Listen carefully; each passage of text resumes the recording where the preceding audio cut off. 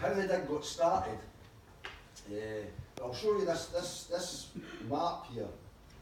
This map was commissioned by Earl George Winton and dates roughly about 1685 to 1687. But all the prints and research and everything we looked at, this was the only sort of thing you could find that showed the palace and the offices on this.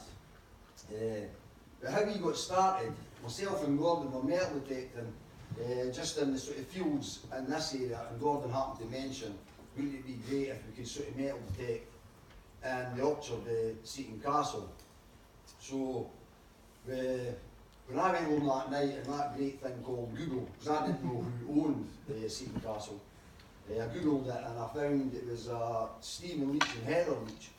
So as one did, I emailed them to ask them if we could get permission. But what I did, I explained to them that we had metal detected down at Cocaine's house in Gardens, and some of the finds that we found, we did a wee like history room. So we put them on display, so the local people going into the Cocaine's house can have a look and just see what's actually sort of we found. And Steve seemed to be quite interested in this, which I was quite surprised for. I'm a very busy man. He asked us to meet him for a coffee. So when we did, he just happened to say that he was looking for a caretaker for Seton Castle. And Gordon applied for the job and got the job. So it just so happened he was getting new lawns fit.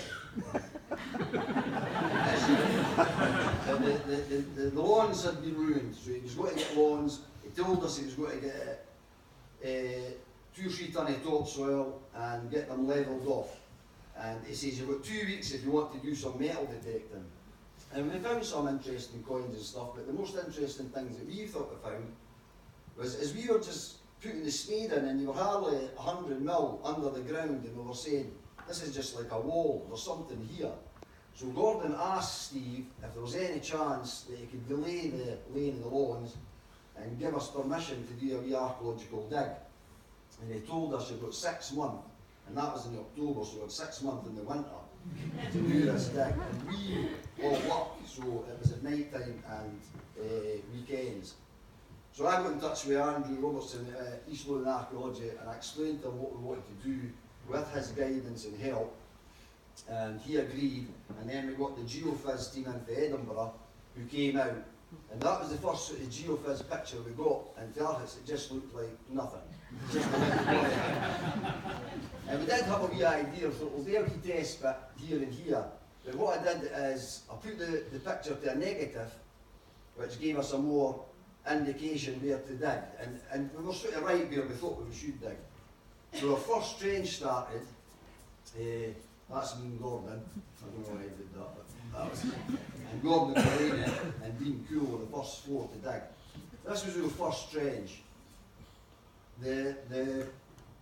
As we were digging, we found bone, thing, but there wasn't much context in the layers, because just under the surface, as I say, it was just mainly rubble, and you can just see it's all rubbleless layers.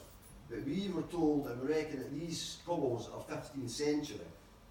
You can see down here there's rubbed out, we think there's a post hole here, and we also came across this wall over here. And also in that wall there's a nice door check. And further on in the dig, we've not got pictures, but further on there's another door check, and we think that's the entrance into the cobbled courtyard for the offices. And these cobbles here, the hole there, there's actually cobbles underneath these cobbles as well. In the corner here there was a lot of red rubble, and over here there was a lot of white. It was just a solid concentrated red rubble and white rubble.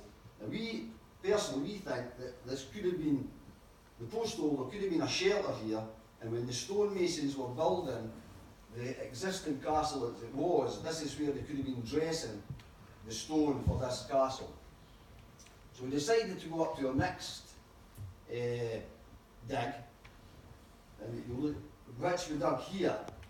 But the reason we dug there, we thought that the tower was there because in our wisdom there was a big donut-shaped mound in the grass, and we thought that must be a tower.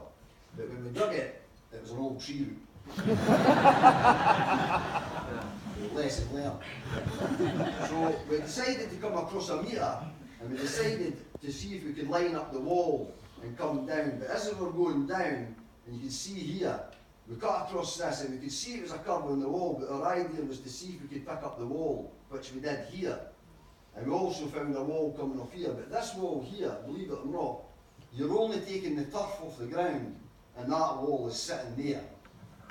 So we decided if we could see if we could line this wall up to this wall over here, which it did. But this, although this is maybe about 100 mil to 150 mil deep, over here we were down about 600, half a metre anyway, but the wall had been logged down. But on top of the wall, we found the top of a human skull. So we had to report it to Andrew and the local authorities, and the police came, took it away. We were asking the owner if we could stop the dig at the moment, just to see what was going on. So the dig was stopped. By the time we got the skull back, the dig was stopped for 6 weeks. So we just, I was going to say the twiddle of thumbs, but we didn't. We done a lot of research and a lot of cleaning the finds and stuff that we had found. So after the 6 weeks, we were given permission. The police came back, they said the forensics aren't interested.